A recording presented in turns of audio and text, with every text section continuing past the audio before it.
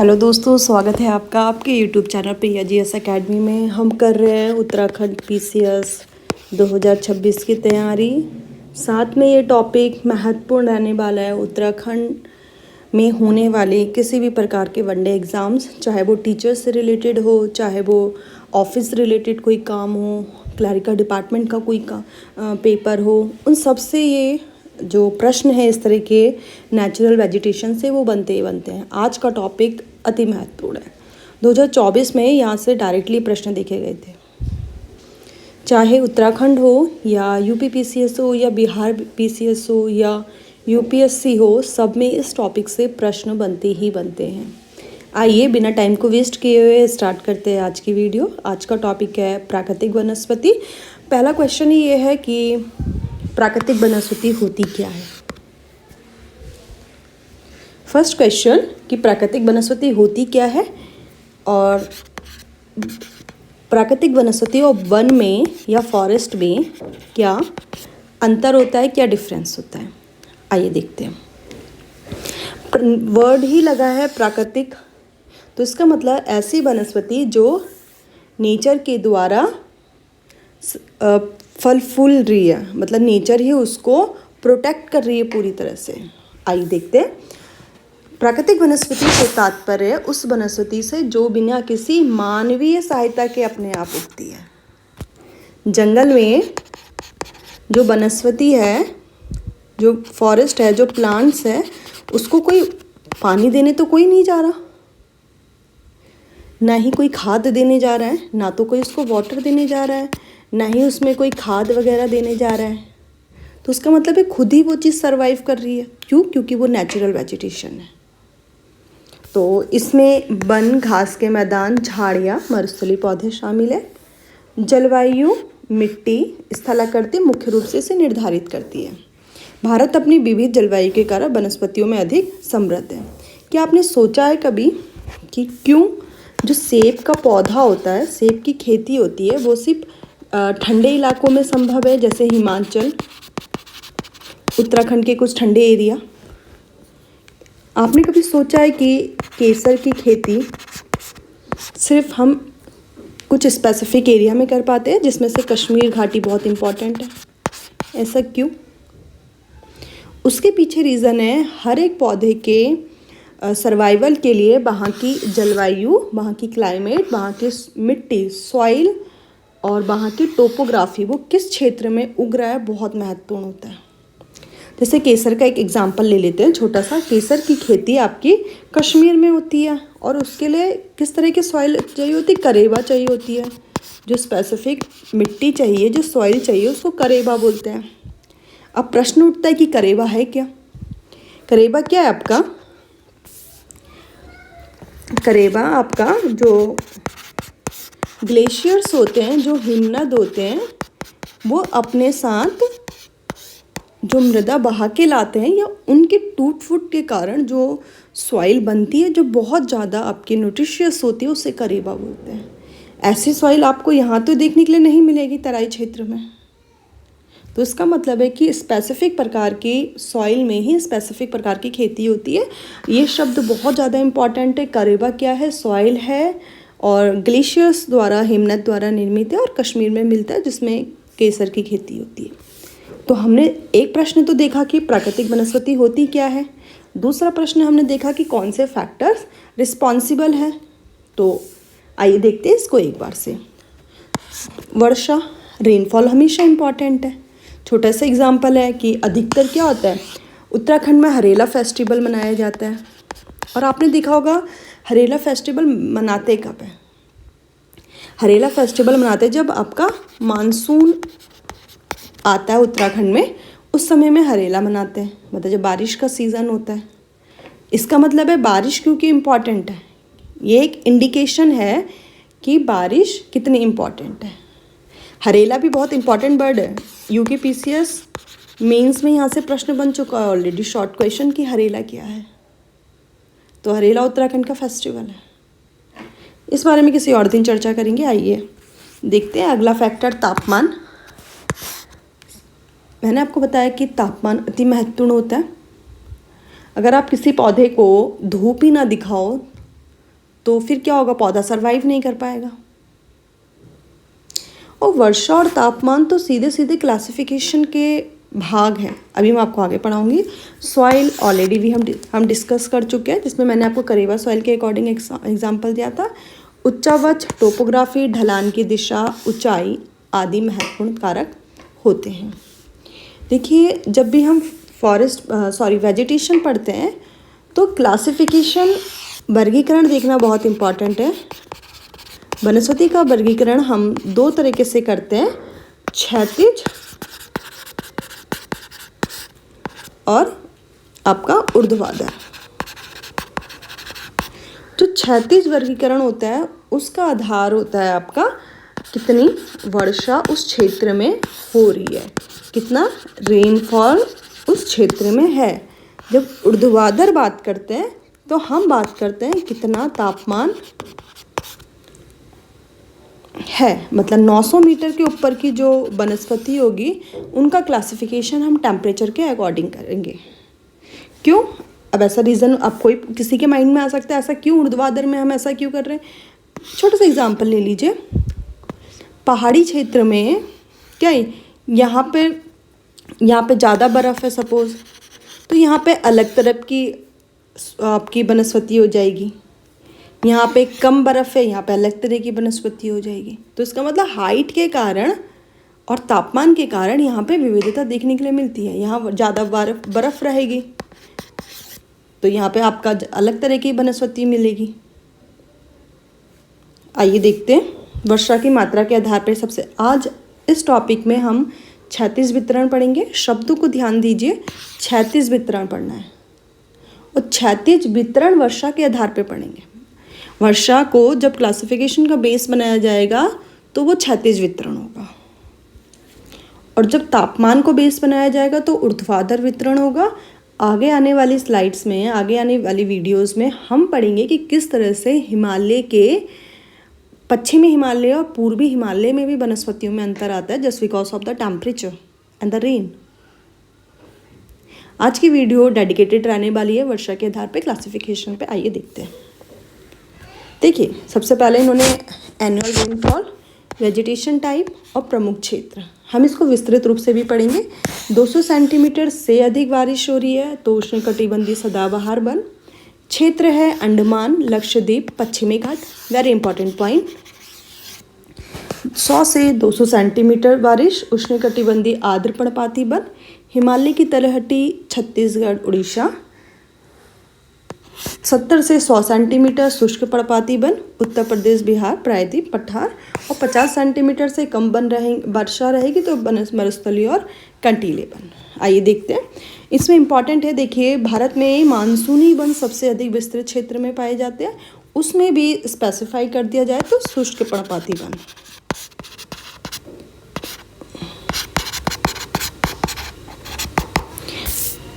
आइए सबसे पहले सदाबहार वन पे नज़र डाल लेते हैं।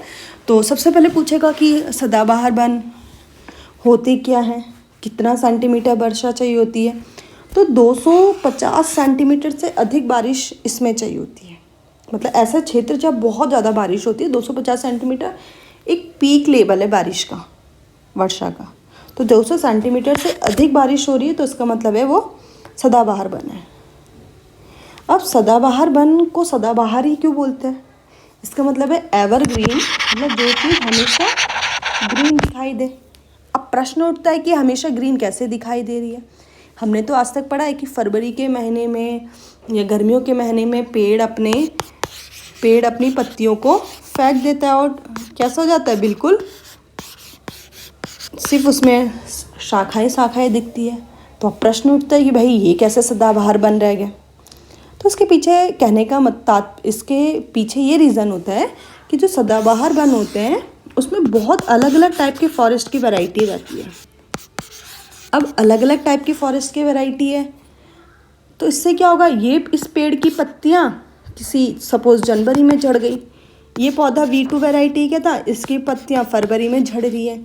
इस पौधे की पत्तियाँ आपकी जून में झड़ गई।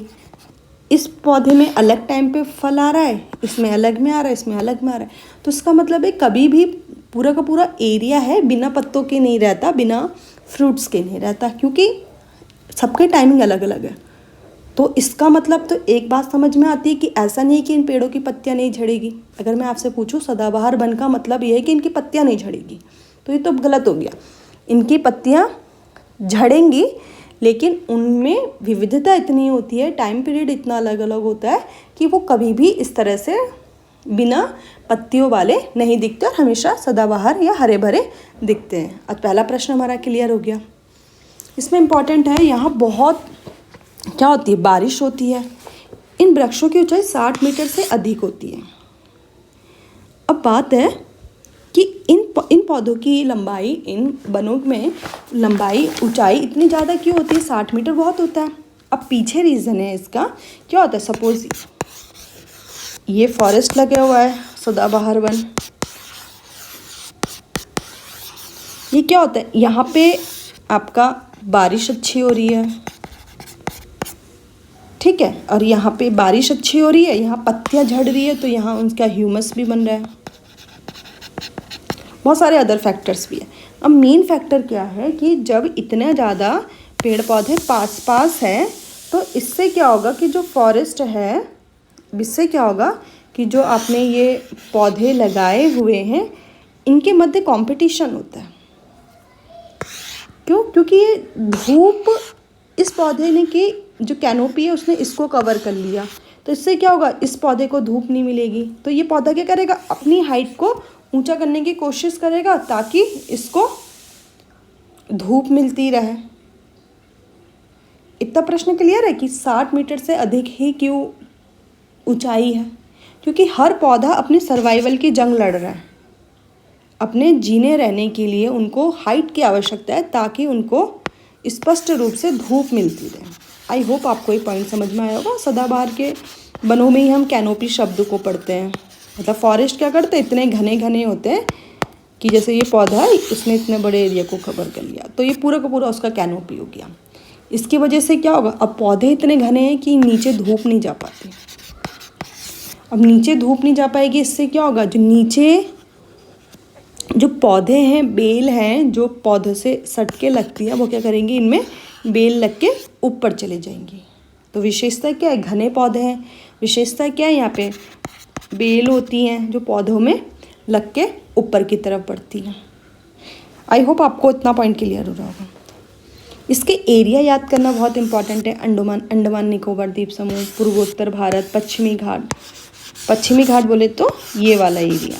अब इसमें क्या है, ज़्यादा बारिश होती है क्योंकि मानसून जब यहाँ से आएगा तो क्या होगा, यहाँ पे अच्छी खासी बारिश करता है। इसके नाम याद करने बहुत इंपॉर्टेंट है, रोजवुड, महागोनी, एबोनी, बांस, केन। आइए आगे देखते हैं। आई होप कि आपको सदाबहार वन समझ में आया होगा। अगला टॉपिक देखते हैं, मानसूनी या पर्णपाती वन। अब पर्णपाती वन ग्रीष्म ऋतु में अपनी पत्तियां गिरा देते हैं ताकि नमी बनी रहे। अब पत्तियां हैं जब पौधे में, खूब सारी पत्तियां हैं आपकी पौधे में, तो क्या इसको भी पानी की, ये भी पानी क्या करेगी, इवेपोरेट करेगी, मतलब पानी को निष्कासित कर रही है, बाष्पोत्सर्जित कर रही है। अब जितनी पत्तियां उतना ज़्यादा पानी बाष्पोत्सर्जन हो जाएगा, और गर्मियों के टाइम पे पानी की कमी स्टार्ट हो रही है, तो उससे बचने के लिए ये पौधे अपनी पत्तियों को फेंक देते हैं। इतना पॉइंट क्लियर हुआ। और इसमें रेन की वो क्या है, रेंज क्या है, 100 से 200 सेंटीमीटर। अब इनके नेम याद करने बहुत इंपॉर्टेंट है। सागौन, साल, शीशम, महुआ, आंवला, इनके महत्वपूर्ण नाम हैं। ठीक है, आर्द्र पर्णपाती और शुष्क पर्णपाती में ज़्यादा अंतर देखने के लिए आपको नहीं मिलेगा। तो कभी कभी ऐसा तो है नहीं कि यहाँ पे अगर आर्द्र पर्णपाती वन है तो शुष्क वन पूरे गायब हो जाएंगे, ये यहाँ पे शुष्क वन है तो आर्द्र वन यहाँ से पूरे पूरे गायब हो जाएंगे। तो इसका मतलब है कि कभी कभी मिक्स्ड फॉर्म में भी मिल जाते हैं, मतलब एक स्पेसिफिक एरिया नहीं है इनका। तो इनके नाम याद करने, सागौन, साल, शीशम, महुआ, आंवला।